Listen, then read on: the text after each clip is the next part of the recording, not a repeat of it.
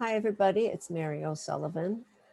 I thought today would be a good time to talk about getting your book published. Now, I'm not really an expert, and I wasn't when I started this process. However, I learned so much along the way about writing and publishing a book. So what I might start off with is just to let you know that it's much easier if you have some material that's well written and well organized and well thought out prior to going to an editor to get help with a book. In that sense, I was very fortunate because I had hundreds and hundreds of pages of material that I had written for my graduate courses in leadership and also in executive coaching. And so that was approximately a year and a half's worth, no, actually 2 years worth of lots and lots of written material that was certainly publishable. One of the things that I learned was that,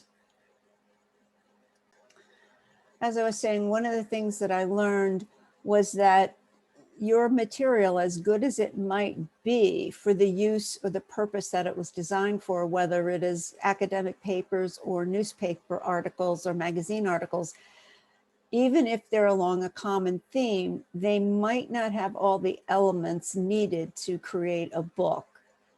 Therefore, I knew right away that I needed to get some editing help.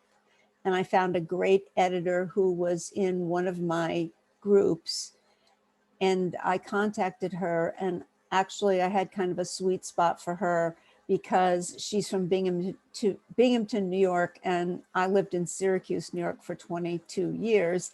And so I really liked that upstate connection. And I knew she was good because I heard her speak in our group. So that was kind of the reason I picked her. And so you want to pick a book editor that you have some kind of affinity with, some kind of commonality, so that you have common ground that you're standing on before you start to work together. One of the most important things that I learned in this process is that the book has to hang together with something called a through line. And so my editor insisted that I come up with an idea for what this book was all about. And I tried to make it really, really simple, but it wasn't. It was more or less proving a point about leadership. And we struggled with that until we came out with the title, which was The Leader You Don't Want to Be, because most of my stories in the book were about bad leadership behavior.